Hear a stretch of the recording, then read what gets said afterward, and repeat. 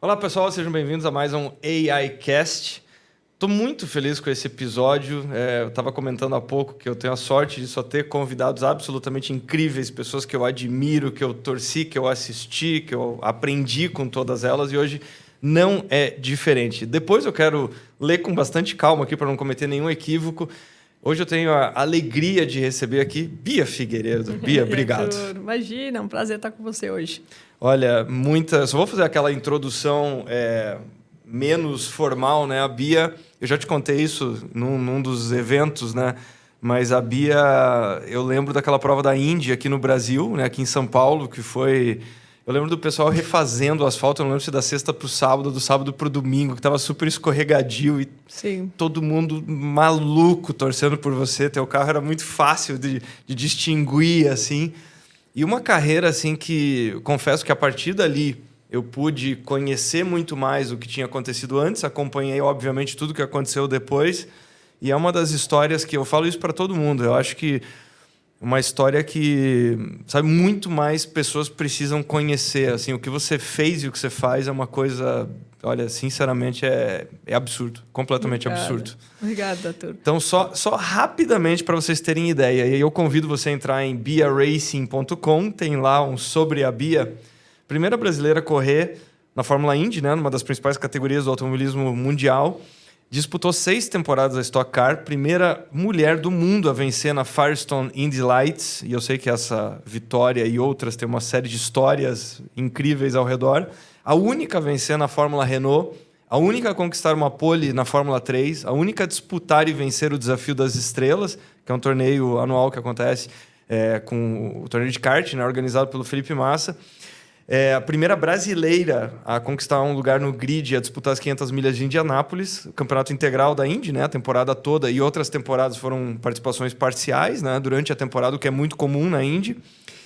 Carreira que começa aos 8 anos de idade e, na verdade, tem incontáveis categorias. Por exemplo, o fato de você ter corrido na IMSA nos Estados Unidos, o fato de você ter corrido 12 horas de Sebring. Caramba, tem provas, digo, além de categorias incríveis, você participou de provas absolutamente icônicas, sim, né? Sim, você que é conhecedor, né? Porque o pessoal, quando fala no Brasil de IMSA, não é tão conhecido, mas Pô, imagina. é alemã-americana e é fortíssima, né? Fiz 12 horas de Sebring, o meu corri grávida. É outra história. Caramba, já chegamos lá. Depois eu quero saber quem era... Na IMSA também chama-se de... Na IMSA chama de tripulação ou não? Assim como no EC? A equipe? É. É a equipe, é. Tá. Não, no EC, por vezes, eles usam o termo tripulação. Será que é meio francês? Pode ser, disso? pode ser. Talvez seja isso. Mas olha só, curiosidades e coisas que eu tenho muito interesse em saber. Eu confesso, Bia, que ao longo... Quando eu vejo aquelas tuas primeiras fotos de você treinando aqui em São Paulo, que você teve pessoas que foram muito influentes, né? Aquela tua primeira foto com o Tony, né? Vocês criancinhas ainda, você e o Tony Kanaan. Você correu, por exemplo, nas tuas... o teu destaque já começa nas categorias de kart, né? Que você teve ali terceiro lugar em Campeonato Brasileiro, você teve destaque no Campeonato Paulista, capacete de ouro, você teve incontáveis premiações. Mas como é que foi, dando um passo atrás, como é que foi você, aos 8 anos, olhar e falar, eu quero correr? Começou um pouquinho antes disso, né? Eu, desde muito pequena, 3, 4, 5, 6 anos, eu era uma menina muito esportista, atlética, gostava de competir, não tinha medo de nada, sabe? Zero medo de qualquer coisa. Então, eu era bem molecona, vamos dizer assim. E lá nos anos 90, o automobilismo era muito forte, com o Senna na Fórmula 1 Claro. E o Emerson na Fórmula Indy. E lá em casa se assistia muito. Meu pai é psiquiatra e minha mãe é dentista, então não tem nenhum histórico. Mas acompanhava bastante em casa. Domingão era futebol e muito automobilismo e eu adorava acompanhar. Acho que mais o meu pai percebeu isso e me levou no kartódromo para acompanhar uma corrida de kart. E aí eu pirei, amei aquilo aí. Quero correr, etc. Eu tinha 5, 6 anos. Aí eu comecei a fazer escolinha de kart em Interlagos. E aí, com os 8 anos, comecei mesmo a correr, né, no Campeonato Paulista. E aí fui seguindo pelo automobilismo. E uma pergunta que é importante. Nessa época, quantas meninas estavam correndo? Olha, na escolinha já era só eu. E aí os meninos olhavam assim, o que essa menina tá fazendo aqui, né? E aí, com o tempo, acho que eu fui encontrar... Acho que na Júnior menor, uma menina ou outra. Era no máximo eu e mais uma menina. Teve a Letícia Zanetti na Júnior. Aí só mais na Indy Lights mesmo que teve mais mulheres. São pouquíssimas, assim. Na mesma categoria. Teve Juliana Petrucci, teve a Amanda, lá de Brasília. Mas muito, muito poucas, sempre. E é um esporte muito fechado, né? A gente não pode esquecer que no Brasil tem uma brincadeira que mulher não sabe dirigir, né? Então, imagina uma menina correr e ganhar dos meninos. Era meio inaceitável para eles, era difícil. A minha vida era difícil ali porque ninguém queria perder para mim. E eu nem ligava, tá? Eu achava muito estranho isso, porque em casa a gente nunca teve uma educação de... Isso é coisa de menino, isso é coisa de menina. Meus pais sempre incentivaram a gente a fazer as coisas de forma séria, claro, né? Disciplinada. Claro. A minha irmã, Ana Luísa, foi para um outro caminho. Ela fala 5, 6 línguas, entende parte de história, é inteligentíssima. E eu fui mais para a parte do esporte e velocidade. Então, para mim, era meio esquisito, eu não ligava, mas aí eu comecei a sentir mesmo que era pesado, assim, para mim, sabe? E aí eu tive que aprender a revidar essas batidas, pegar um professor para... Né? O kart tem contato, né? Claro, então, claro. Você vai lá, você toma um esfregão, você tem que dar um esfregão de volta, senão você para começar a ganhar respeito. Então, foi uma luta. Eu acho que eu fui bem sucedida nessa luta, eu fui ganhando respeito com o tempo. Como você falou, né? Eu disputei muitos títulos no kart, ganhei alguns. A Copa Sorriso da Petrobras, eu fui vice-campeã paulista 2 vezes, fui vice-campeã brasileira, algumas até de má sorte, assim, porque era para ter sido campeã, mas, enfim, campeonatos e se não vence corrida. Claro. Mas acho que durante toda a minha carreira no kart, sempre muitas vitórias, muitas disputas de título, né? Que me deram visibilidade para poder chegar, né? Subir para as categorias de Fórmula. E como é que você compara esse cenário? Eu te fiz exatamente essa pergunta porque você não imagina o quanto que eu poderia concordar com isso. Eu acho que é por isso que eu volto a dizer que a tua história e tudo que você faz é uma inspiração gigantesca, porque tem vários... Imagina, estamos falando aqui dos anos 90, né, em que as coisas eram ainda mais estranhas, né? Eu digo, agora se fala muito sobre esses temas e tudo mais. Eu também nunca olhei as coisas por nenhum ângulo, sabe? Então, o que me interessa em relação a uma pessoa ou a atividade que ela desempenha, ou seja lá, o interesse que ela tem, é o objeto de interesse. Nunca é o personagem, sabe? Eu não acho que uma coisa define a outra. Então, eu não sei. O que eu quero dizer é que tem temas que, para mim, eles nem chegam a ser um tema, sabe? Então, quando alguém fala o seguinte... olha, você viu que quem fez isso é, por exemplo, é um homem, ou uma mulher, ou seja lá, em qualquer outra definição, ou qualquer outra opção, ou seja lá o que for. E, para mim, é quase estranho, assim, quando eu vejo... seja para o que for, sabe? Que tem esse rótulo, parece que tem essa hashtag, parece que tem esse filtro, parece que tem essa caixinha que tem que ser ticada ali. Eu não sei, eu nunca vi isso. Pra saber se foi uma educação sua também. Na sua casa Certamente, não devia ter isso. certamente. Lá em casa também não tinha. Então... Para mim, era até surpreendente. Mas eu falo, eu tive muita sorte em geral, né? O Brasil tem mais aí de 500 anos de vida, enfim.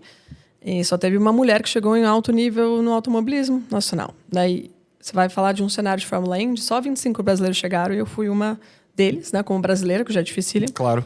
E uma mulher.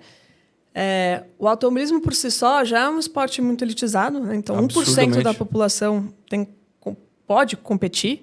Hoje, agora, com o início das competições de kart rental, democratizou demais. Graças a Deus, é super legal. Uma pessoa pode ir lá no final de semana, assim como jogar tênis e andar de kart, é um esporte também, e aproximar as pessoas de automobilismo.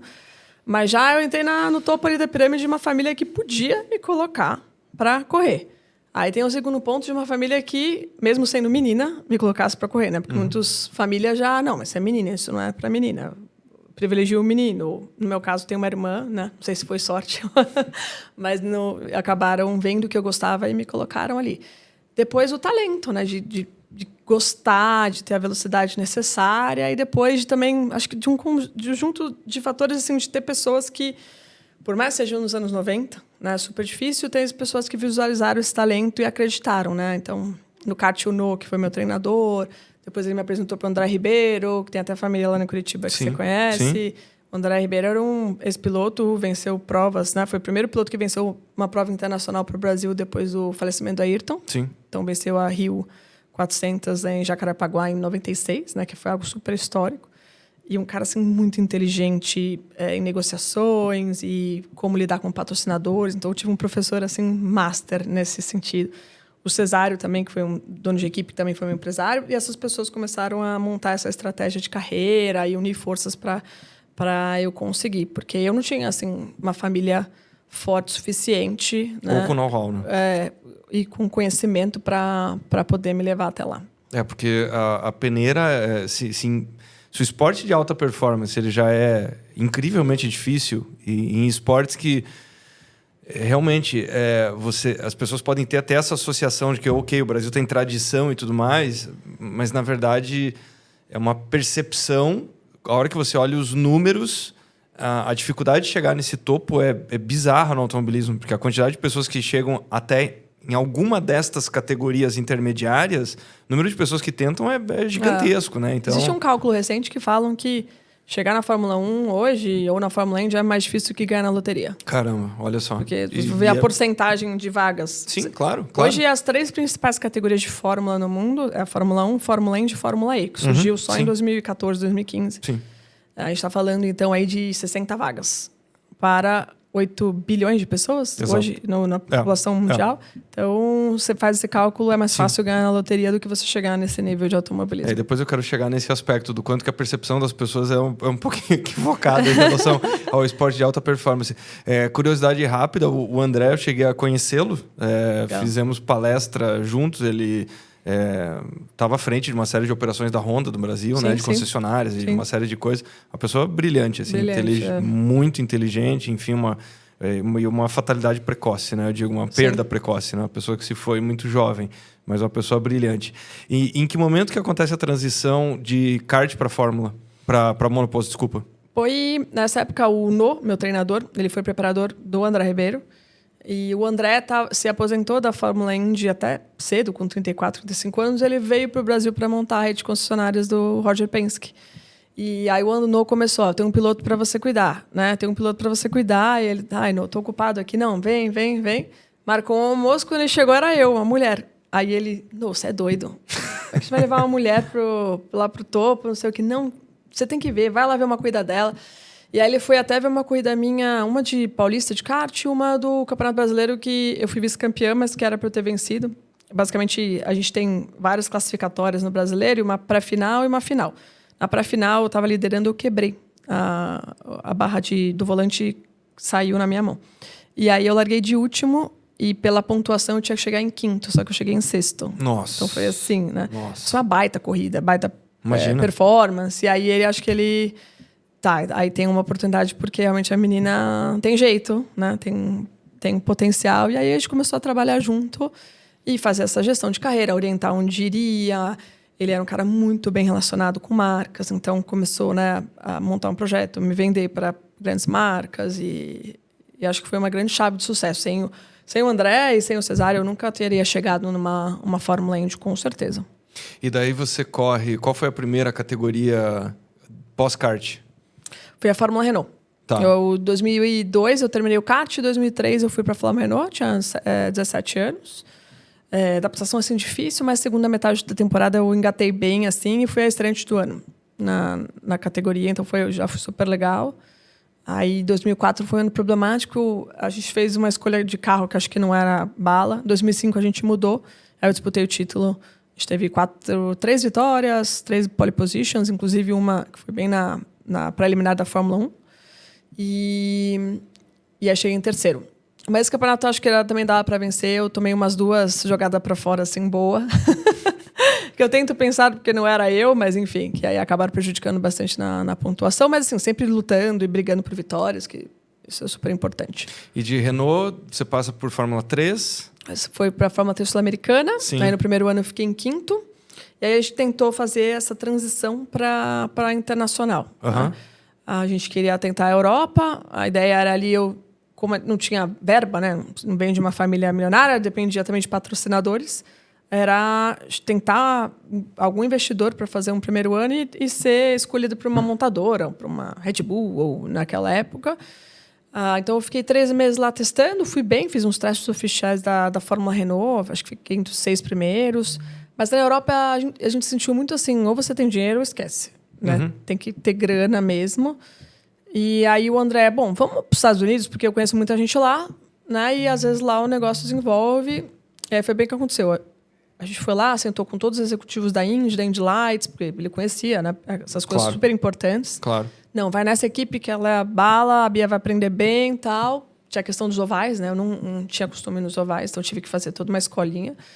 Essa equipe era a Sam Schmidt Motorsports, que hoje é a McLaren, na Indy. Ela foi comprada, né, pela McLaren e eu fiz os testes pela Sam Schmidt e aí a equipe... Bia, você vai correr aqui de qualquer jeito, vamos dar um jeito. E aí arrumou metade da verba, o André arrumou a outra, até pelos relacionamentos dele. E aí começou a minha trajetória internacional lá nos Estados Unidos, na Indy Lights. Que é incrível, né? E na Indy Lights você... Na Indy Lights, inclusive, tem uma história que é... Se você puder compartilhar, mas é uma história doída em relação à corrida que você ganha e a guitarra, né? Agora doída, né? Eu venci... A história é maravilhosa, né? Mas eu digo, eu venci, né? Foi a primeira mulher a vencer na Indy Lights, no oval de Nashville. Nashville, para quem não conhece, é a cidade da música, nos Estados Unidos. E aí o vencedor ganha uma guitarra Gibson personalizada, e que é uma guitarra super especial. Só que, infelizmente, no ano passado, a casa dos meus pais, onde essa guitarra ficava, ela foi assaltada. Infelizmente, levaram a guitarra. Então, estou à procura dela até hoje. Quem vê uma guitarra de automobilismo aí de Nashville, fica de olho. E aí é doído, que é uma situação, né, de realidade do Brasil, triste, né? Claro. É uma coisa muito emotiva minha, uma peça muito especial. E aí, assim, Bia, vai lá na Indy, pega outra. Mas, sabe, não é ela. Claro. Tem toda uma questão... Eu ainda não superei isso certinho, mas é uma tristeza e ainda tenho uma esperança de encontrá-la. Com certeza. Eu lembro que quando isso aconteceu, nossa, eu fiquei muito chateado. Não consigo imaginar a dimensão, né? Mas fiquei profundamente chateado por esse somatório de fatores, como você falou, né? A questão Brasil e, claro, a tua questão pessoal, obviamente, né? E depois, você fez quantas temporadas de Indy Lights? Fiz 2 temporadas de Indy Lights. No primeiro ano foi bem espetacular, porque eu cheguei já disputando o título. Fez 8 pódios naquele ano. Venci a etapa de Nashville. Teve boa chance também de vencer circuitos mistos. Em 2009, só teve uma pequena mudança que, na época, quando eu entrei na Indy Lights, a gente tinha a Atlantic. Não sei se você lembra. Claro. Que era a pré-eliminada Champ Car. A Champ Car acabou. E aí, todos os pilotos da Atlantic foram para a Indy Lights. Então, assim, virou um grid de 30 carros super forte. Uau. E eu comecei bem o ano, largando entre os 5, disputando ali na frente, tudo bem. Mas começou a desandar. Teve um acidente na primeira etapa, na segunda eu dei uma traseirada, cheguei em quarto, era para ter chegado já no pódio. E aí, em Indianápolis, calhou de ter um acidente. Eu estava em terceiro lugar disputando e acabo tocando em outro carro. Eu bato na parte de dentro do muro de Indianápolis e dei PT no carro. E aí veio a questão financeira, né? Porque a gente não tinha dinheiro para comprar um outro. Então foi uma luta, assim. Voltei para o Brasil, comecei a falar com marcas para tentar, né, um apoio, investidor. Meu pai vendeu um carro, o André arrumou um empréstimo. A gente pagou, conseguiu refazer um carro novo. E assim, participei de toda essa montagem do carro novo, da Indy Lights, ali com a equipe. E aí a etapa seguinte em Iowa eu venci. Nossa. Que aí foi aquele alívio, né, também de toda a superação e etc. Depois eu tive mais 2 ou 3 pódios, mas por perda dessa etapa e até as partes financeiras, eu acabei também não conseguindo fazer a última etapa do ano e a gente acabou terminando em 8º lugar, né, do campeonato. Porém, a gente já no segundo semestre já começou a trabalhar a possibilidade de ir para a Indy. Eu tive muita sorte porque tinha acabado de anunciar que ia ter uma corrida em São Paulo, no Brasil, né? Depois de 10 anos, a Fórmula 1 voltava para o Brasil, uma corrida em São Paulo. Então, isso me ajudou demais com marcas aqui, etc. E aí a gente conseguiu viabilizar para eu fazer a etapa de São Paulo e depois as 500 milhas de Indianápolis em 2010. Aí eu cheguei no meu objetivo, né? Que foi andar na Indy. Na Indy foram 4 anos, né? Só em 2011 eu fiz a temporada toda. E teve um pequeno incidente na primeira etapa, eu quebrei a mão. Batendo com o Graham Rahal em St. Pete. Eu bati roda com roda e o volante quebrou, chicoteou e quebrou o meu escafoide. E aí os médicos até falaram que eu nem ia correr a temporada mais. Mas isso tá doido, imagina. Você imagina, 20 anos de trabalho para chegar numa Fórmula Indy, primeira corrida da temporada que você fecha o ano inteiro, você quebra a mão. Não sei porque Deus fez isso comigo, mas devia ter um objetivo para isso, né? Então, eu acabei perdendo uma etapa aquele ano e as outras 3 ou 4 eu fiz com a mão quebrada ainda, assim, recuperando. Então, eu andava com uma mão só, né? Então, foi um baita desafio e acho que é uma força também de querer estar ali, né? O segundo semestre foi melhor, teve boas performances. Mas, assim, para mim, a Fórmula Indy, o que faltou foi um encaixe de um resultado, assim, que seria muito importante, sabe? Acho que eu tive boas performances, boas demonstrações de velocidade. Em 2012, com o Andretti, na etapa aqui de São Paulo, a gente andou entre os 6 primeiros, 2/3 da prova, sabe? Mas aí, no final, num safety car, uma relargada, eu acabei tocando eu e o Tony mais outros pilotos. Então, sabe quando não encaixa? Sim. E isso é automobilismo, é resultado. Você tem que ter resultado, senão o negócio não caminha. E aí eu comecei a patinar ali um pouquinho e senti a vontade, né? A necessidade de voltar a ter uma temporada toda. E aí que surgiu a oportunidade de vir para estocar no Brasil em 2014. Entendi. Porque só para... Vamos fazer uma pausa na Indy e depois continuamos ali para frente, que tem muita coisa que aconteceu e está acontecendo, né? Inclusive, quero te escutar sobre participação na FIA, sobre uma série de outras iniciativas. Mas fazendo uma pausa na recuperação da sua trajetória e da sua biografia. E agora, algumas perguntas que eu tenho sobre automobilismo. Claro. Estava comentando contigo há pouco, né, que eu acho que qualquer pessoa que opina sobre automobilismo deveria ter um filtro, primeiro, para saber se a pessoa já correu de kart, né? Porque eu lembro da minha primeira oportunidade que meu respeito foi às nuvens, assim, de perceber. Escuta, você sai com esse nível de dor, você tem essa dificuldade, quer dizer, tudo parece muito difícil. E é numa velocidade tremendamente baixa. Então, para mim, eu já respeitava muito, sempre fui sempre admirei muito, mas ali ficou tangível no corpo, inclusive, né? O quanto que esse esporte é absurdamente difícil. E uma coisa que eu algum tempo atrás, que eu passei a entender o automobilismo, escutando muito vocês falando sobre isso, pilotos, né, falando sobre isso, me parece que as pessoas elas só avaliam a questão, como foi a corrida e se a pessoa tem velocidade ou não tem velocidade. Mas você estava falando sobre a sua preparação no kart, né? As pessoas parecem que não se dão conta do quanto que o automobilismo, nesse aspecto, e aí me corrija se eu estiver errado, mas eu quero te ouvir sobre isso. As pessoas parecem que elas não têm ideia do quanto que é absolutamente idêntico, o quanto você tem de técnica pura, refinada, dificílima. Assim como alguém que vai jogar tênis, alguém que vai jogar qualquer esporte. Eu estou dizendo, é um esporte de uma precisão assustadora. Da mesma forma que o tenista, ele fica lá batendo o seu forehand e repetindo, e calibrando N aspectos de posicionamento do corpo, e aspectos mentais, estratégicos. O automobilismo parece, por algum motivo, parece que as pessoas elas olham, se a pessoa tem um bom carro e como foi o resultado. Mas parece que fica uma coisa assim, parece que a pessoa nem treina, parece que não tem todo esse esmero técnico, né? Como é que se forja um piloto? Como é que você tem toda essa construção técnica? Acho que você tem uma visão muito mais profunda que as pessoas, né? Ali é igual ao futebol, você ganhou, beleza? Se não ganhou, né? Não vê todo um trabalho que tem por trás. O automobilismo tem uma parte específica que até o kart você treina muito, 2, 3 vezes por semana. Mas no Fórmula, numa Stock Car, na Indy, você treina muito pouco, porque é muito caro treinar. Claro. Então, a gente acaba fazendo muita simulação. Então, o piloto está sempre treinando fisicamente. Hoje, você tem o desenvolvimento de simuladores. Então, principalmente os pilotos de Fórmula 1 estão sempre em simulador, menos o Alonso, que é da velha guarda e não aceita, acontece também, não está acostumado. Mas essa geração nova, né, que a gente fala de Verstappen, o Lando Norris, George Russell, é uma galera que cresceu no simulador. Então, eles estão 8 horas por dia ali no simulador. Então, mudou um pouco essa questão, né, de andar pouco.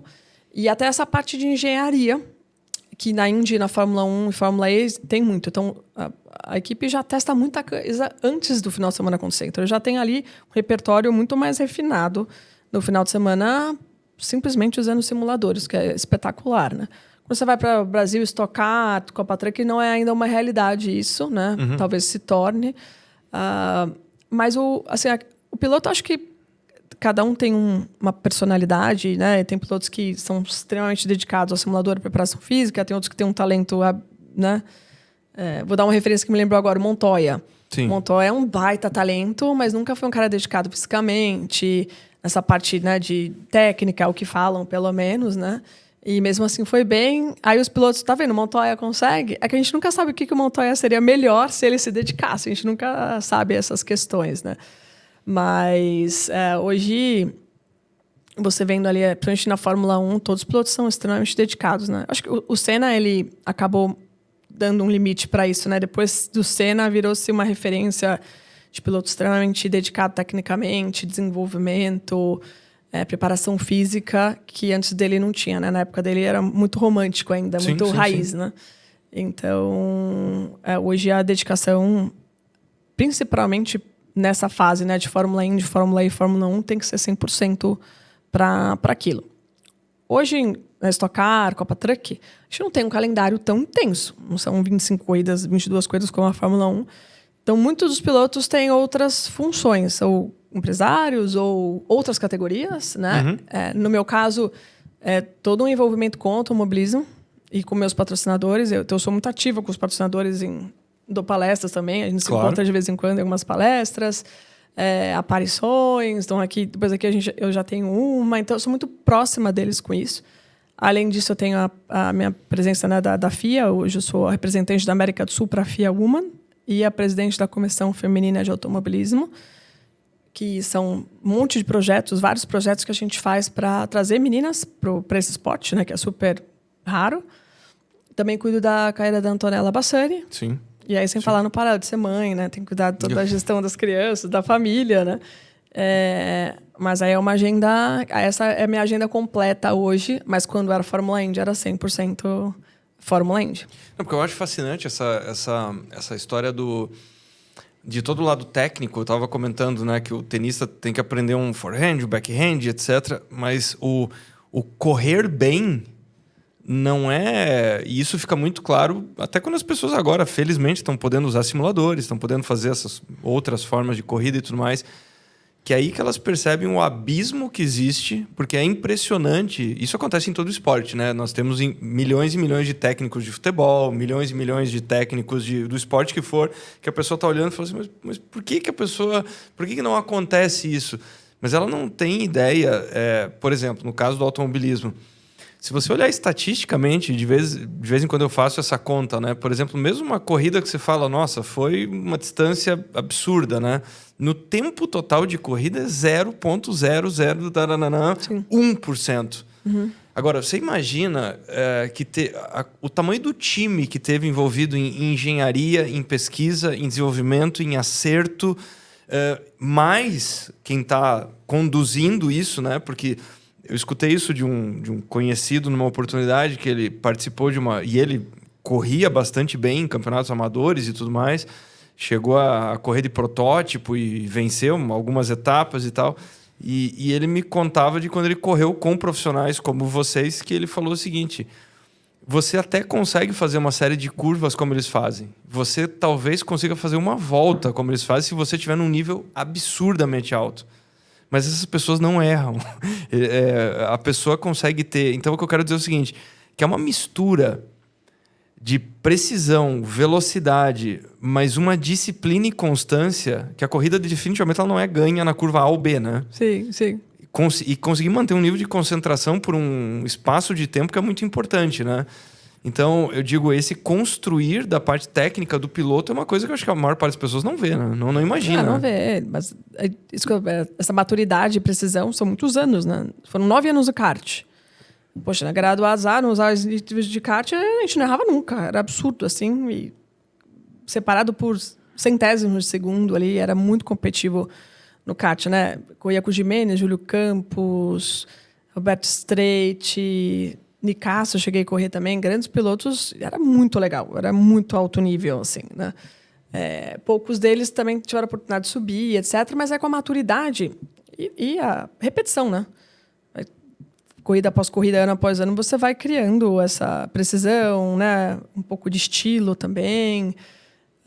Aí vai de cada piloto saber mais da parte técnica do que outro, que ajuda demais. A gente chega num nível tão alto que é mais a a habilidade do piloto de fazer o carro para ele do que de guiar simplesmente, né? Tá. Também tem um outro ponto que é importante, que hoje o meu companheiro de equipe, o Totti, é espetacular, né? Porque a história dele é mais como mecânico que como piloto. Tá. Então o cara conhece tudo de mecânica e ele vai testando as coisas ali. E a Copa Truck tem um regulamento muito aberto para isso, né? Para testar coisas, etc. Então, para ele é um parque de diversão, né? Mas acho que essa repetição e anos e anos de experiência vão fazendo que a gente, né, chegue num nível de excelência como esse. Não, com certeza. E o quanto disso que... Porque você estava comentando isso dos simuladores, né? Eu ia exatamente comentar isso, que tem uma transição, tem uma ruptura ali muito importante, né? Eu vejo as entrevistas... O Hamilton odiava simulador, passou a usar, né? Você conversa com certos profissionais, quer dizer, você escuta certos profissionais, o Christian Fittipaldi, ele fala que os simuladores eram horríveis, né? Horríveis nos Estados Unidos e em vários lugares. Ele falou mais causava enjoo do que trazia dados, né? Então, uma coisa que não ajudava. E hoje é completamente diferente. Tem uma história de 2 anos atrás do Verstappen no Japão, que é uma coisa incrível. A Red Bull vai muito mal na sexta-feira. Eles viram à noite na fábrica com os pilotos de simulador, que tem um time lá só para isso. E no simulador que eles chegam no setup, no sábado ele faz a pole e ganha a corrida.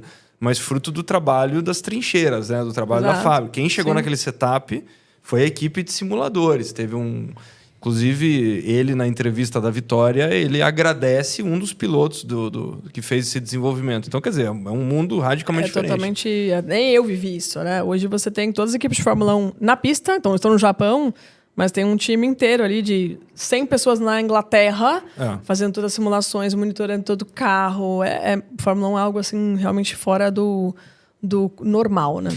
Mas e aí, Bia, a pergunta que eu te faço é o seguinte: o quanto disso, porque muitas pessoas devem imaginar, te acompanham nos autódromos hoje na Copa Truck, porque essa história, só um comentário rápido, né? As pessoas também não têm ideia do quanto que é sensível quando você fala o seguinte, pilotos de altíssimo nível é a diferença ali de milésimos. Porque isso aparece muitas vezes na TV e a pessoa ela não tem nem a ideia fisicamente do que são 2 carros a 10, a 100, a 150 milésimos, que dentro de uma volta é absolutamente nada. É uma coisa absurda pensar que 2 seres humanos estavam... de fato extraindo o limite do limite e chegaram de forma tão próxima. É uma coisa absurda. Acho que hoje, Arthur, eu tinha mas hoje com a tecnologia, e principalmente a Fórmula 1 está abordando muito bem isso, você vê gráficos, né? Inclusive, como se fosse simulação, né? Dos carrinhos na volta, onde Verstappen ganhou do Leclerc na reta. E aí, às vezes, 2 décimos. Eu tô falando de um bico de carro, assim, né? De metade de um carro. 2 pilotos espetaculares, com equipamentos distintos, diferentes, montadoras diferentes. E que é sensível assim. E hoje a Fórmula 1, com esse regulamento, você tem ali 10 pilotos facilmente em 8 décimos. É muito próximo. É uma coisa insana. Então, e aí é uma junção de fatores, né? Do piloto, de quanto ele se encaixa com a equipe, com o equipamento... o Hadjar está fazendo um bom trabalho, porque ele é o primeiro piloto que está andando próximo do Verstappen, né? Mas mudou o regulamento. Ninguém conseguia guiar esse último carro do Verstappen. Parece que eles tinham uma frente muito, muito rápida, muito positiva, nenhum piloto conseguia, né? Então, coisas, né, que o Verstappen conseguia construir o time para ele, além de ser um cara também ET, né, de dirigir. Mas tem toda essa conjunção assim de fatores. E hoje a Fórmula 1 acho que está num momento espetacular por isso, né? Eles fizeram um regulamento que os pilotos conseguem andar muito próximo. Você tem vários pilotos ganhando na temporada, não tem mais aquela super dominância. O Kimi está fazendo um pouquinho, mas já teve a Ferrari vencendo. Então, o Verstappen está chegando ali junto. Então, acho que traz aí um ânimo legal para a categoria. Com certeza, porque o que eu quero dizer com isso é que o automobilismo, mesmo quando uma corrida, se alguém termina X segundos atrás do outro, fazendo esse comparativo com outros esportes, é como se todo jogo, trazendo para o tênis, né, que é o que eu tento jogar, é como se todo jogo terminasse 7-6, 6-7, 7-6. Eu digo, a margem é muito estreita. Em outros esportes nós vemos margens maiores, estatisticamente. Então, se no tênis um set acaba 6-3... no automobilismo isso não existe, é uma coisa muito discreta. E daí o que eu queria te perguntar é o seguinte: quem te vê, você passou por tantas e tantas categorias, e eu tinha essa dúvida no passado, que eu ficava pensando, puxa, mas como é que a pessoa Como é que ela tá? E depois que eu fui entender esse lado do automobilismo, do piloto que, na verdade, ele tem todas essas skills, porque eu ficava completamente assustado. Mas, espera, como é que a pessoa ela estava correndo de Indy e depois ela foi fazer uma prova de 12 horas e agora ela está acelerando um caminhão? Que maluquice é essa, sabe? Eu queria te ouvir sobre as brutais diferenças, mas também o que você aproveita desse repertório seu para andar com máquinas tão diferentes. Foram surpresas, né? Eu fiz a carreira no Fórmula Indy. Aí eu tive a minha primeira mudança, que foi do Fórmula para o Stock Car, que já é algo bem diferente, posicionamento, o jeito de guiar, né? O Indy tinha 800 quilos, o Stock Car já quase o dobro do peso, menos potência. E aí são adaptações, né? Eu sentia muito esse pouquinho na Stock Car. Eu brinco que na Stock Car meu problema era 2, 3 décimos no segundo. Que isso me fazia sair da minha zona ali de classificação entre os 20, que poderia ser entre os 10. Então eram 6, 7 pilotos no mesmo décimo, às vezes. Era muito surreal, né? Muito frustrante também, né? Que você às vezes fazia uma ótima volta, mas aqueles 2 décimos... Mas e por quê? Te colocava muito competitivo, né? As equipes muito iguais, o regulamento já muito conhecido. Então, muito próximo, todo mundo, né? E isso fazia você largar 10 posições atrás ou na frente, e aí mudava completamente a situação de corrida, né? De batida, de oportunidades. Sim, eu fiz top 5 na Stock Car, mas não era o que eu gostaria, já que, né, até a Indy eu sempre disputei vitórias e tive vitórias. Então, foi difícil, né? Quando eu voltei da gravidez, eu fiz uma experiência... Das 2 gravidezes, eu tive o Murilo e o Matteo. Até a questão que eu falei que eu corri grávida, né? Eu voltei do Murilo e fiz as 12 horas de Sebring e aí descobri que eu estava grávida no Matteo. E Sebring é uma pista muito ondulada, né? E o Matteo sobreviveu bem a essa prova, tá certinho. Eu falo que o Murilo, que é o meu primeiro filho e primeira gravidez, ele correu de Stock Car, fez teste de Le Mans em Magny-Cours, andou de kart... Aí eu tava tudo desconfiada. Então, assim, super experiente já. E o Matteo fez 12 horas de Sebring na barriga. Então, tá mais experiente que você. Ele já tem isso no currículo. Já tem no currículo, já começou a vida com muita experiência. Já.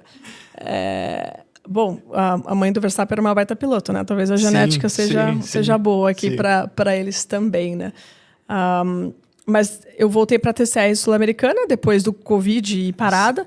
E aí surgiu o convite de caminhão com a Mercedes, né? Do nosso amigo Jesus, né? Um beijão pro Jesus. E era interessante porque, assim, quando você está no carro, a Copa Truck é algo muito distante. É muito importante, muito famosa, mas a gente não participa, porque são outras tribos, assim, sabe? Com certeza. É outra tribo. Basta ver no autódromo, né? Então, é a galera do transporte, do caminhão, é muito diferente. Mas a Mercedes me deu, assim, a gente quer fazer um projeto a longo prazo com você, né? Com muito estruturado, a equipe tinha acabado de ser campeã. Então, essas coisas você vai, poxa, já vou entrar num lugar bom, né? Que está sendo competitivo e etc. Porque um monte é raro, mas tem muitos pilotos que vieram da Fórmula 1, do Stock Car, que vão para a Truck e não se adaptam. E voltam e aí saem por aí, né? Então, e para mim foi super positivo. Eu me adaptei muito bem ao caminhão, muito rápido. Já disputei o título da Elite no primeiro ano, ganhei no segundo ano o campeonato, né? Foi a primeira mulher a ganhar um campeonato de Copa Truck no mundo. E você ganhou a primeira corrida muito rápido, né? Sim, foi no primeiro ano já, né? Então, me adaptei muito bem ao caminhão. Muito diferente, né? Eu vou para um Fórmula Indy que tem 2.000 quilos de downforce, um freio de carbono, a eficiência total absurda em tudo, né? O que ele freia rápido, o que ele acelera rápido, o que ele faz curva rápido, para um caminhão, né, de 5 toneladas com 1.000 cavalos, né? E que é tudo mais lento, tem que ter uma paciência. Freio de ar de ônibus, né? Então a gente freia, tem o arzinho ali saindo. Então é um outro processo de frenagem também.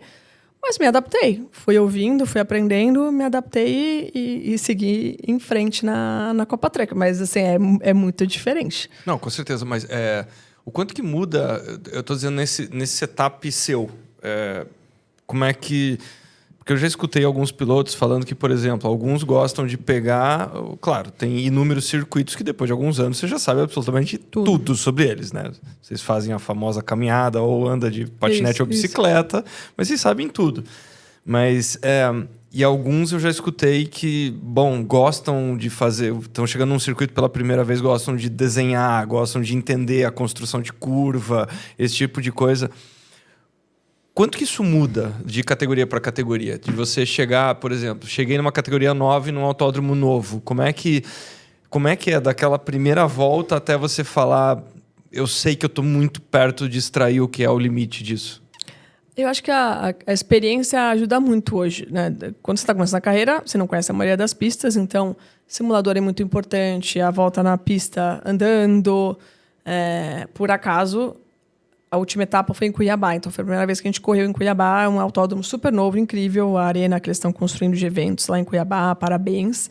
Mas eu fui lá, eu andei no patinete 2, 3 voltas, porque eu já tinha andado no simulador, tinha visto on-board, porque para mim era importante pelo menos saber onde virava o mais rápido possível, porque você vai ganhando tempo, né? Claro. Quanto mais rápido você chega no limite da pista e do caminhão, você começa a acertar o caminhão e desenvolver ele rápido, né? Mas eu já tenho tanta experiência que eu me adapto tão fácil aos circuitos novos, né?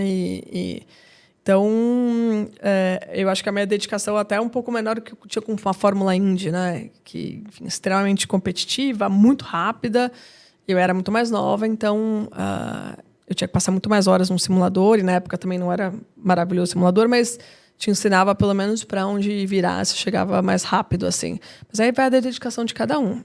Arthur, tem piloto que chega lá, eu vou me virar, tem piloto que corre 35 voltas na pista para né, pegar o mais rápido possível, aí é de cada piloto. E, assim, tem piloto que nem andou direito e vai super bem, porque tem essa habilidade, tem essa, né? Já tem muita experiência também, acaba não se abalando muito. Incrível, absolutamente incrível. Você comentou rapidamente que quando você teve que fazer a transição para os Estados Unidos, você teve que fazer ali um período de treinamento para oval. Sim. Eu costumo dizer, até comentei isso hoje, que também eu vejo muita crítica em rede social, né, das pessoas falando, o oval não tem sentido nenhum e tudo mais. Nossa, como eu queria que as pessoas assistissem uma corrida ao vivo no oval. É uma experiência absolutamente única, porque tudo aquilo faz muito sentido quando você tem a oportunidade de ver. Uhum. Que eu quero dizer, de qualquer ponto do autódromo você está vendo toda a ação. A velocidade é uma coisa absolutamente surreal, e o tempo inteiro você tem muita disputa, né? Você tem a prova, ela pode se reiniciar várias vezes, né? Então, dependendo das bandeiras, dependendo do que está acontecendo. Mas é um evento tremendamente dinâmico, ele é muito vivo, ele é muito intenso, assim. As experiências que eu tive foram absolutamente maravilhosas. Mas para pilotar parece um outro jogo, né? Eu digo, a tua carreira inteira em circuitos permanentes, ou circuitos de rua, ou circuitos mistos, enfim. Como é que foi essa transição? Então, o oval era algo novo até eu chegar nos Estados Unidos. No Brasil a gente também não tinha. E então eu fiz todo um trabalho com a Sam Schmidt de pegar a mão, de ir andando e ganhando velocidade. E me adaptei até bem, né? Mas, curiosidade, a primeira vez que eu fiz a saída, a janela, dei 20 voltas. Eu saí do carro e caí. Tava completamente tonta. Não tá acostumada, né? Tipo, com aquilo. Muita força G, velocidade. Meu corpo não tava acostumado. Aí eu voltei ao normal, aí saí, aí já fui acostumando. E aí, daqui a pouco, não tinha mais nenhum problema. O corpo acostumou com a velocidade, né? Com ficar virando à esquerda o tempo inteiro, né? Também é uma questão de você relaxar o pescoço, né? Porque apoiar, né? A força G é gigantesca e você tem que apoiar, né? Numa pista de misto, você está sempre fazendo força com o pescoço. Então você tem que meio que relaxar, porque não dá para brigar. Você briga, em 3 voltas, o pescoço já era, né? Porque é realmente muita velocidade.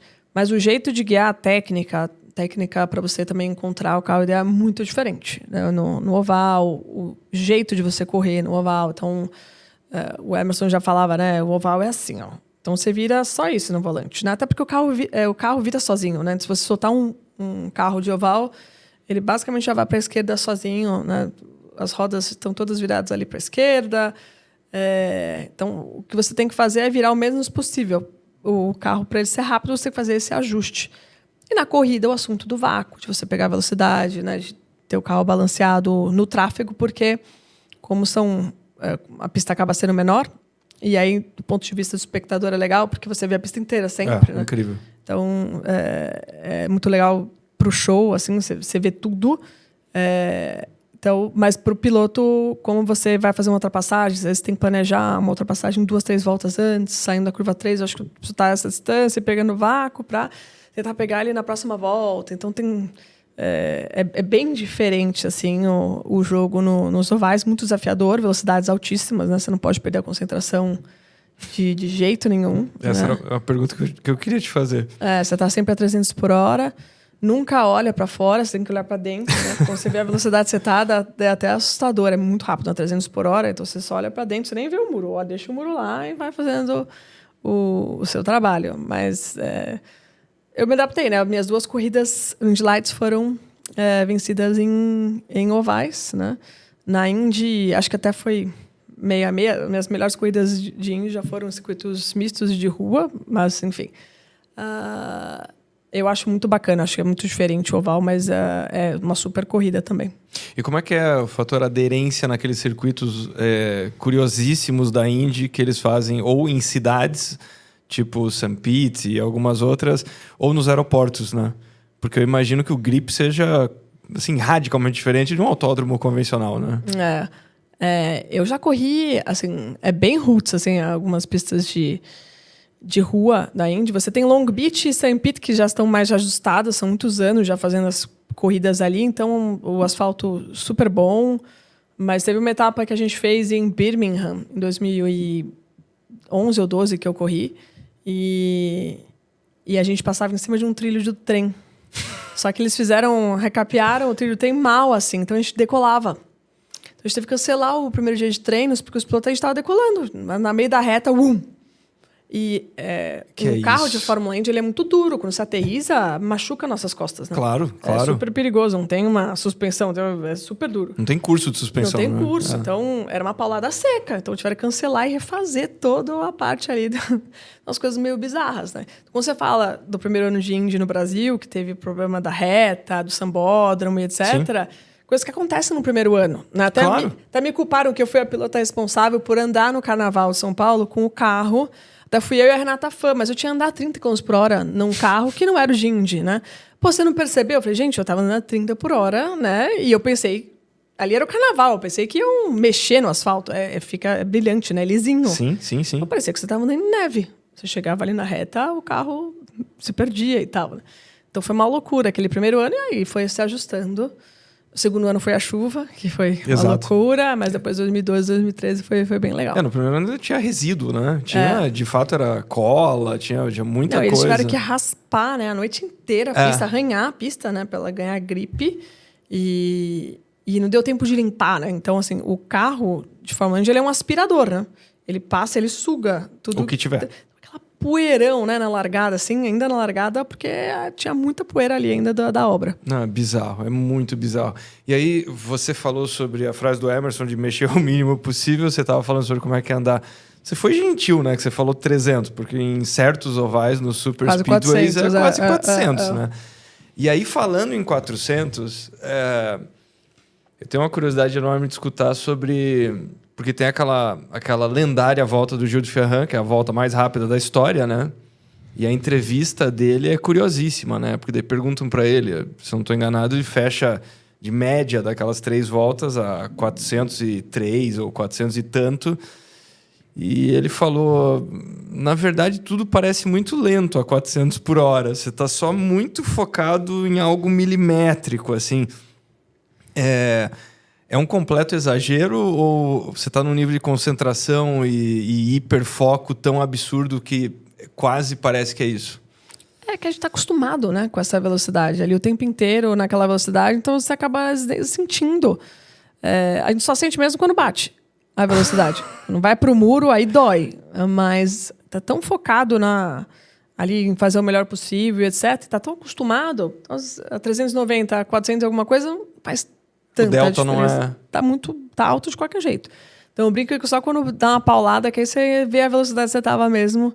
Por isso que diminuíram, né? Os carros não eram tão desenvolvidos na parte de segurança. Nos anos 2000 teve, sei lá, uns 3 pilotos que ficaram paraplégicos, tetraplégicos, porque a parte ali de câmbio era muito dura, né? Então quando batia com a traseira, o câmbio basicamente entrava ali meio que no motor e quebrava a coluna do piloto. Depois eles foram mexendo, né? Ficou tudo menos duro, né? Mais flexível, toda a parte de carenagem, fibra de carbono. Você tem os safety walls também, que são eu ia comentar. Os muros, né? Sim. Tem uma camada adicional. Que tem uma camada adicional e que ele amortece as batidas. Então, eles foram evoluindo tudo isso.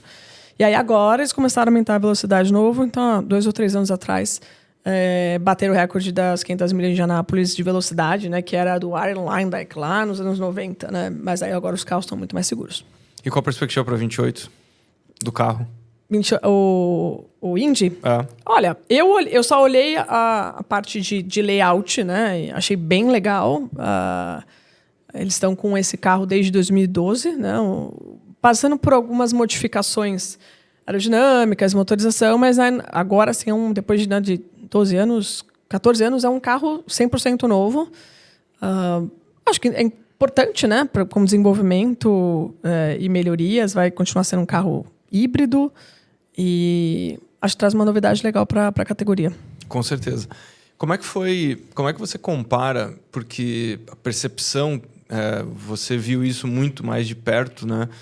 E como é que foi aquele período em que teve o momento Danica Patrick na Indy? Porque foi um momento também que finalmente tinha uma mulher competindo, assim como você fez, em altíssimo nível, numa categoria com muita visibilidade, e ela se tornou um personagem nos Estados Unidos com muito alcance, né? Mas isso deixou algum legado ou simplesmente o fim da carreira dela diminuiu isso? Eu estou dizendo, tem gente que veio na esteira ou não? Olha, quando eu estava disputando o título da Fórmula Renault aqui no Brasil em 2005, foi aí que surgiu tipo, a Sarah Fisher e a Danica. Sarah Fisher chegou a fazer pole em ovais, né? E a Danica veio para Andretti com grandes patrocinadores e andando bem, assim, né? E eu, poxa, que legal, a mulherada na Indy, enfim. E aí teve um ápice da categoria, que foi quando eu cheguei na Indy, em 2010, que a gente teve 5 mulheres classificadas no 500 milhas de Anápolis, né? Então era a Danica, a Sarah Fisher, a Simona de Silvestro e a Milka Duno. Então foi o recorde, 2010. E você pensa assim, vai aumentando, vai chegar outras meninas e, de repente, isso foi diminuindo, né? Por isso a minha pergunta. Ficou 0 aí alguns anos atrás. O ano passado teve a Catherine Legg, também que já chegou a correr lá em 2012, 2013, ficou com um hiato sem correr e voltou para a Indy. E é estranho, assim, porque não teve, isso não motivou, né? Novas meninas a chegarem. Até algumas tentaram, mas não tiveram a velocidade, assim, né? Eu acho que em termos assim, de regulamento, a Danica teve um certo privilégio naquela época porque não tinha peso mínimo. E ela era muito levinha, né? Exato. Não tirando a capacidade dela, porque ela era muito rápida nos ovais, ela entendeu muito bem o oval, né? E venceu no Japão. Mas depois começou a ficar mais difícil. E foi bem quando eu entrei. Quando eu entrei, eles colocaram peso mínimo. E aí, que aí ficou mais regulado ali. E aí ela começou a ter um pouco mais de dificuldade de resultados, mas sempre andando bem nos ovais, assim. Ela sempre andou muito bem.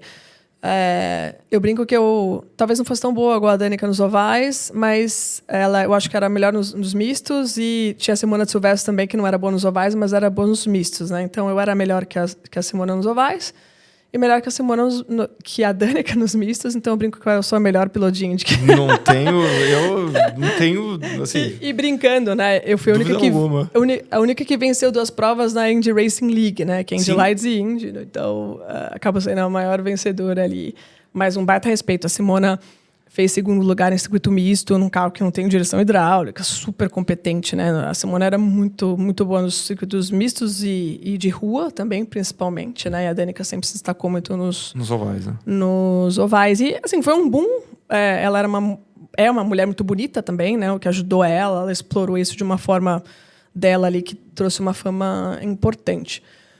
O que eu particularmente, assim, eu me dou bem com a Danica, ela é muito quieta, muito reservada, assim, fora da pista ela é até mais light, né? Na pista ali ela ficava num meio fechadona, assim. Mas eu sinto dela não ter também puxado essa continuidade para umas meninas americanas, sabe? Eu não sei exatamente porque eu não sei se você viu o post da Danica de aposentadoria. Não. Mas é como se ela não tivesse gostado da experiência que ela teve no automobilismo na vida dela. Uau. Essa foi a minha percepção. E assim, eu amo automobilismo, eu sou muito grata a tudo que aconteceu no automobilismo, né? E aí, assim, acho que ela já foi questionada por outras mulheres. Poxa, por que você não puxa outras meninas? Eu falei, eu não sei se isso é bom para elas. Então, eu não sei se a experiência que ela teve, né, foi algo agradável a ponto dela dar essa continuidade. Acho que faltou. Ela, uma mulher como o nome dela, com a experiência dela, poderia ter, talvez, ajudado outras meninas a chegar depois na Índia. Não, eu te perguntei porque aconteceu ali uma janela de tempo que ela se tornou um fenômeno midiático nos Estados Unidos. Eu estou dizendo, ela entrou no mainstream americano. Ela fazia parte daqueles Tonight Show with tarararará. Isso, sim. Ela passou por aquele circuito, né? Então, e de fato, a minha pergunta era exatamente por isso, porque a partir do momento que você tem um fenômeno cultural e midiático, espera-se que isso possa, né? Aqui nós tivemos, você comentou antes da kart, né? Tem muitas pessoas que não acompanhavam naquele momento, porque o Brasil viveu ali, os anos 90 foram muito intensos para a Indy no Brasil, né? Uma quantidade incrível de pilotos. Sim. E daí nós tivemos uma ruptura nas categorias, né? Então, 2 categorias, uma bifurcação ali das categorias, que depois voltam a se unir de alguma forma, né? Tanto que uma não corria em Indianápolis, né? A IRL corria... Em 98 era Indy, e aí os donos brigaram, e um dono formou a Champ Car, e o outro, né, que era o George, ele, da família George, ele montou a IRL, que é a Reed Racing League. A Champ Car sempre foi muito forte, tinha muitos pilotos brasileiros, né, e até depois continuou correndo aqui no Brasil, só que não tinha 500 mil de Indianápolis que a IRL tinha, né, que é muito forte. E aí, com o tempo, a Champ Car foi acabando. E aí voltou todo mundo, todas as equipes, né, uniram-se novamente em 2008. E aí voltou a Indy, assim, uma pena, porque a força que eles tinham nos anos 90 era algo surreal. Era incrível. Muito mais forte que a NASCAR. E ficou 10 anos num hiato de confusão, né? Que é igual a Copa Truck e a Fórmula Truck. As pessoas se confundem o tempo inteiro. E isso às vezes atrapalha um pouco, né? As pessoas entenderem, quer saber? Não entendi, tchau, entendeu? Sim. Não acompanho. Sim. Mas hoje a Indy continua voltando a crescer, né? Hoje está com a Fox Sports americana, que é super forte a temporada toda. Então, acho que ela está num caminho bom para voltar ao que foi. A impressão que eu tenho, pelo menos, é essa. Tanto lá quanto aqui, né? Os eventos voltando a ganhar audiência, extração e até mesmo dentro dos autódromos, uma coisa muito importante. Falando ainda sobre uma outra personagem que também está próxima nessa história, as pessoas elas falam muito, né, sobre a Suzy Wolff, né, que é a esposa do Toto, né, da Mercedes, enfim. E ela também atua muito proximamente naquela categoria que é uma das categorias que corre antes da Fórmula 1, né? Que é uma corrida super bacana, super legal. Acho que é interessante o trabalho que eles fazem, inclusive de mídia, de repercussão. Estou dizendo, a participação delas durante o final de semana é uma coisa super bacana. Então, como é que você vê esse tipo de trabalho? Como é que você vê o trabalho da F1 Academy? Eu conheci a Suzy quando ela era Suzy Studart. Pois é, no kart. Então, o Mundial de Kart em 2000 eu corri com ela. Tava lá. Ela era Suzy Studart ainda. Depois virou a Suzy Wolff. Casou com o Toto Wolff, né? E sempre foi uma baita piloto de kart. Andou bem de DTM também. E com essa junção com o Toto, ela tem muito conhecimento, muito relacionamento, né? Eu acho que foi uma escolha muito certa de colocá-la ali, porque ela, de novo, ela sabe os caminhos, né, de categoria. E tive com ela o ano passado, lá na Holanda, para apresentar a Antonella Bassani, né? Muito mais para conhecer, não que seja um caminho prioritário para a Antonella, porque ela já tinha escolhido os carros GT, então é muito difícil você voltar para o Fórmula, né? Eu acho que a F1 Academy tem opiniões diversas, né? Na minha opinião, qualquer iniciativa que você tenha para ajudar meninas é positiva. A F1 Academy hoje traz muita mídia para as meninas, nessa fase ali de Fórmula 4, né? Que estão saindo do kart. Mas eu acho que é um trabalho a longo prazo, porque essa mídia da F1 Academy tem que ajudar a gente ter mais umas 200 meninas no kart. Hoje a gente tem 10. A gente tem que aumentar essa pirâmide da base, assim, para as meninas que estão com 10 anos agora, olhem a F1 Academy, olha que legal, tem uma categoria de mulheres. Eu quero. mas que sejam muitas delas e que tenham oportunidade para ser, daqui a pouco, no Mundial de Kart, ter 200. No Mundial de Kart tem 500. Por que né? A gente tem 10 meninas. Como é que... Sim. A nossa possibilidade é muito menor de ter grandes talentos com essa quantidade. Obviamente. Então, eu vejo um trabalho muito a longo prazo, né, para que isso dê mídia para as meninas. Opa, eu posso ser piloto, eu quero ser piloto. E aí, daqui 10 anos, a gente tenha um monte de meninas com possibilidade de chegar na Fórmula 1. Hoje, a gente não tem essas meninas ainda. Não vejo nenhuma capaz, assim. No Brasil... A gente tem a Marcela Assunção, que é uma menina de 12 anos, que está fazendo o europeu de kart, está se preparando para seguir esse caminho, que pode ser. E a filha do Farfus, que é a Vicky Farfus, que começou recentemente a correr. Ela fez 2 ou 3 anos de kart só. E ano passado ela conseguiu o melhor resultado para uma mulher no Mundial de Kart, de Júnior. Foi o 4º lugar. Incrível. Isso porque ela largou lá atrás, porque senão era para ter sido entre os top 3, né? Que eu falei, nossa, Augusto, isso é espetacular.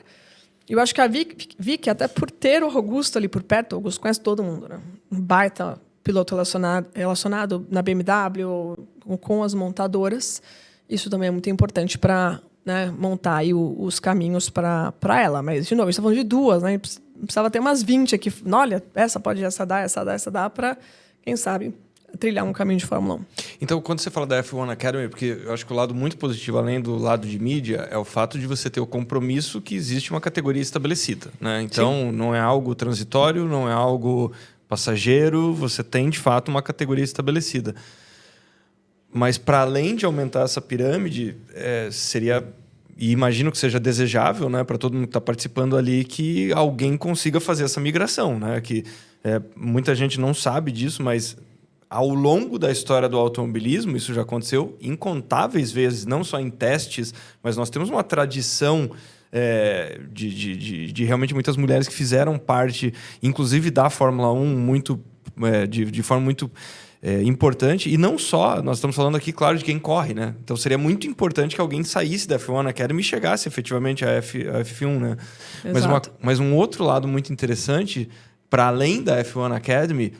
é ver o que nós estamos vendo em várias equipes. Por exemplo, parece uma banalidade, não deveria... Quer dizer, tomara que vire uma banalidade, volto a dizer, né? Mas, por exemplo, ver a estrategista-chefe da Red Bull, que faz um trabalho estupendo, é uma das primeiras mulheres estrategistas da Fórmula 1, né? Então, não só atrás dentro do cockpit, mas também nas organizações como um todo, né?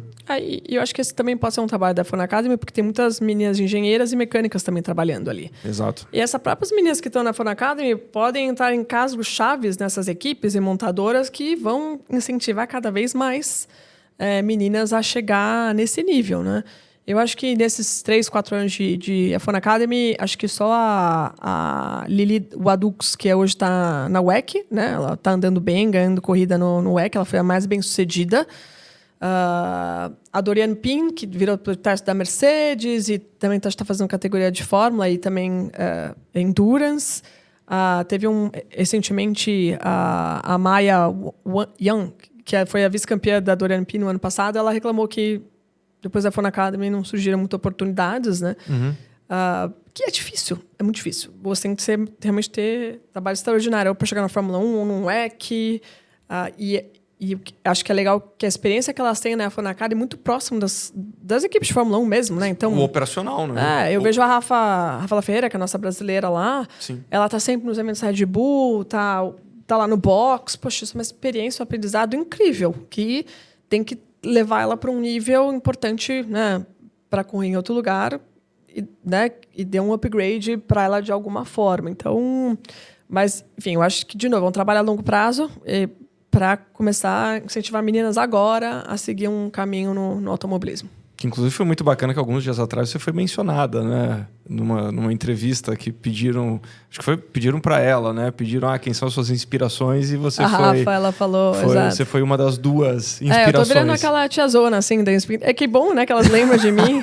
A Aurélia Nobles também teve uma entrevista que ela mencionou, né? Porque quando elas começaram a correr, eu estava na Indy, claro, né? Eu era a referência delas para chegar. Acho muito legal até elas lembrarem, né? E a Rafa hoje... embaixadora da Ford comigo, então a gente está em muitos eventos juntas também, é uma super querida e fico feliz, né, com esse carinho. E como é que é o teu trabalho com a FIA?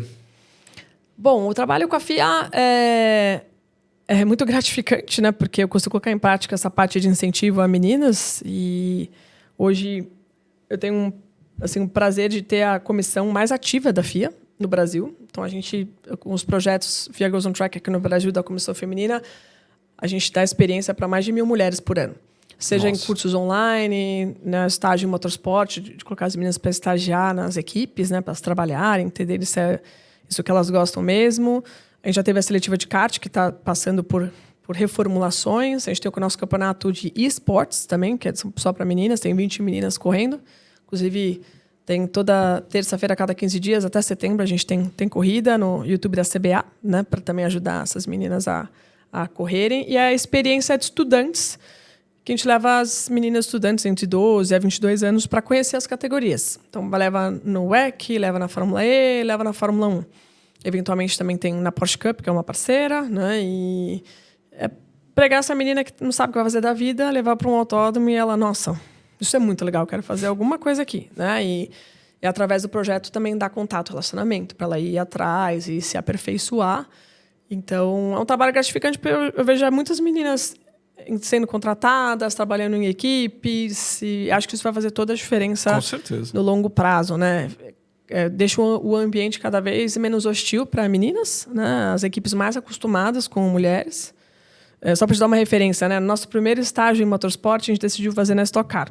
Não foi uma decisão incrível, mas enfim, eu tinha acabado de sair da Stock Car e tinha muito relacionamento lá. E eu falei com todos os donos de equipe. E quando eu chegava no box para entregar a menina, ó, essa é uma engenheira, uma mecânica do FIA Girls on Track.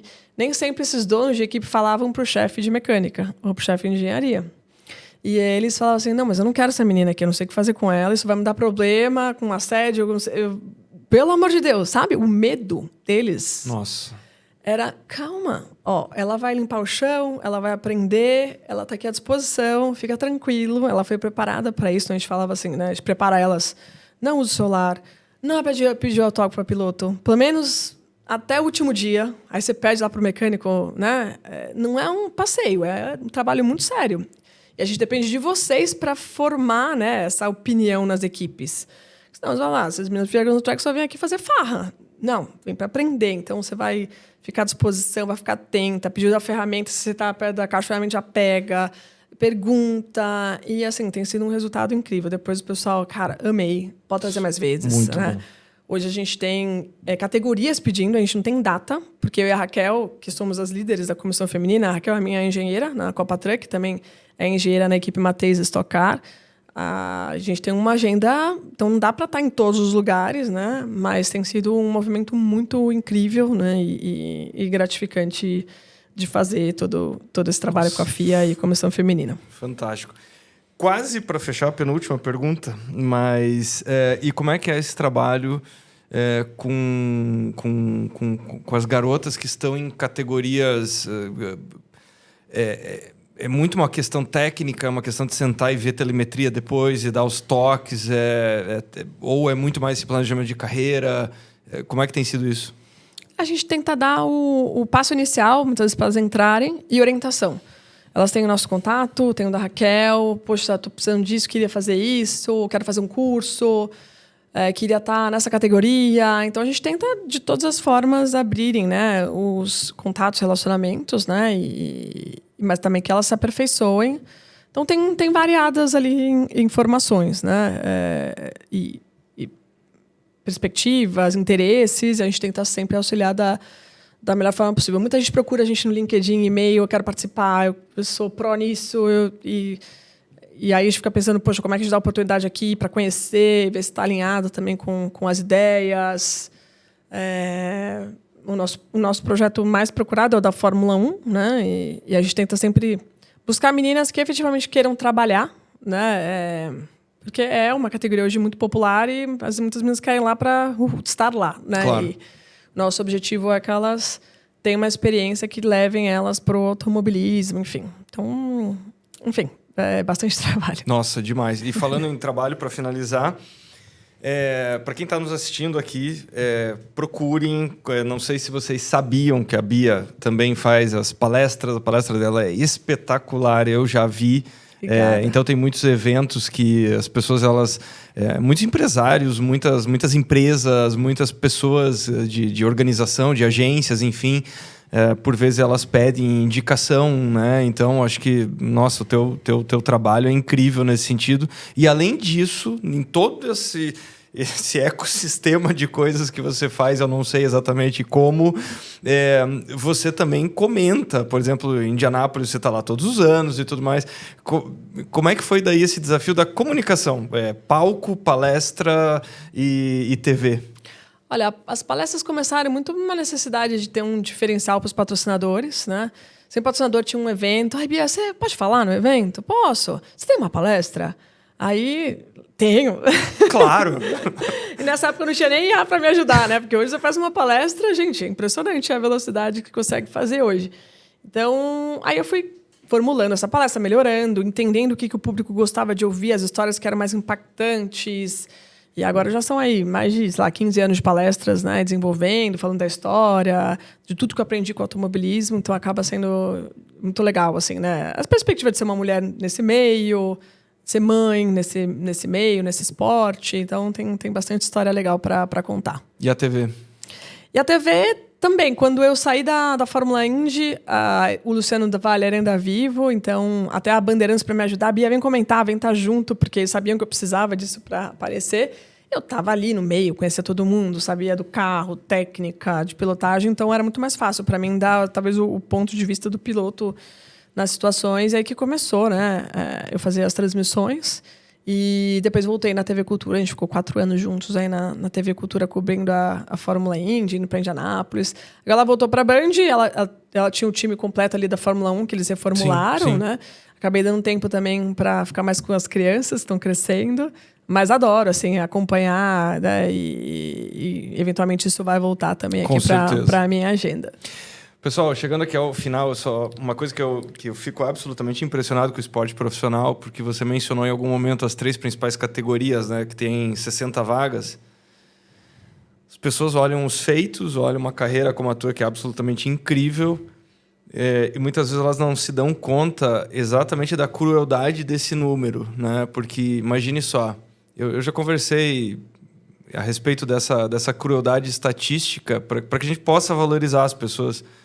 Com vários atletas. Eu lembro uma oportunidade que eu conversei com um tenista que, à época, ele estava voltando de lesão, então ele estava ali 300 e poucos do mundo, né? Você fala, pô, mais uma vez, né? 300 e tantos do mundo, quer dizer, tem quantas milhões de pessoas tentando fazer isso? E ele estava super frustrado de estar naquela posição, porque ele já teve um ranking melhor, né? E daí você fica pensando em qualquer outra coisa que a pessoa fosse se prestar a fazer. Que eu quero dizer o seguinte: imagina se a pessoa ela falasse o seguinte: eu já estive entre os 50 melhores médicos do mundo. Uma pessoa que já esteve entre os 60 melhores advogados do mundo. 25 brasileiros fizeram algo e você foi uma dessas pessoas. É uma coisa que não importa a profissão, não importa a ocupação profissional da pessoa, é uma coisa completamente alienígena, né? Sim. E por alguma razão as pessoas normalizam isso no esporte, né? E eu volto a dizer, eu acho o automobilismo extremamente cruel, porque nós olhamos assim, tipo, puxa, mas tal pessoa foi segundo, tal pessoa foi... Não, você não está entendendo. Se a pessoa está naquele grid... ela é um ET, ela é uma pessoa com uma trajetória, com uma capacidade. Então, assim, eu tenho uma profunda admiração, porque é muito, muito, mas imensamente mais difícil do que as pessoas conseguem conceber o que pessoas como você foram capazes de fazer e são capazes de fazer, né? Obrigada. E acho que também tem uma questão do automobilismo, né? Como a gente corre com 30 pilotos, a gente com certeza perde mais do que ganha. Né? Então a gente lida com a derrota o tempo todo. E acho que é uma preparação de vida tão importante, porque a gente se abala cada vez menos com a derrota, com problemas. Olha só. Né? Então, mesmo assim, talvez a melhor piloto estatística da história seja o Hamilton. Ele perdeu mais do que ganhou. Então, isso é a vida. Né? Não se abalar com os problemas, erros. Tá bom, qual que é a próxima corrida? Qual que é o próximo passo? Qual que é o próximo objetivo? Qual que é o próximo fechamento de balanço que eu tenho que me recuperar? O que é que eu vou fazer? Estratégia e etc. Né? Então, é algo assim que eu falo, também na minha palestra desses aprendizados, né, dentro do automobilismo, que tem algumas coisas muito específicas desse esporte. Agora eu vou deixar o em off depois para o Arthur, que ele vai me contar, depois ele vai me ajudar. Como é que a IA vai me fazer ganhar o meu próximo campeonato de Copa Trek, hein? Vou fazer um caminhão bom. Ele vai me dar um curso. Precisamos aqui. falar sobre isso. E fora que é o esporte. E tem um outro lado dele, né? Que é o esporte individual mais coletivo que existe, né? É verdade. É que todo mundo só vê a gente correndo ali sozinho, né? Mas tem toda uma equipe ali por trás, preparando, que fica invisível muitas vezes. Que tem um outro lado que também é super fascinante. Imaginar as pessoas lá meses trabalhando e um exército de pessoas, né? Uma coisa... Por isso que eu acho que é um esporte absolutamente incrível. Bia, obrigado. Obrigado de verdade pela generosidade, não só em estar aqui, em compartilhar suas histórias. Então, acompanhe essa carreira incrível, todos esses aprendizados, e eu tenho certeza que você aprendeu, assim como eu, muito nesse episódio, e tem muitos outros já na playlist, muitos episódios que estão vindo aí na sequência, sempre com pessoas muito especiais. Bia, obrigado. Obrigada, Arthur. Foi um prazer. Obrigado. Pessoal, até a próxima.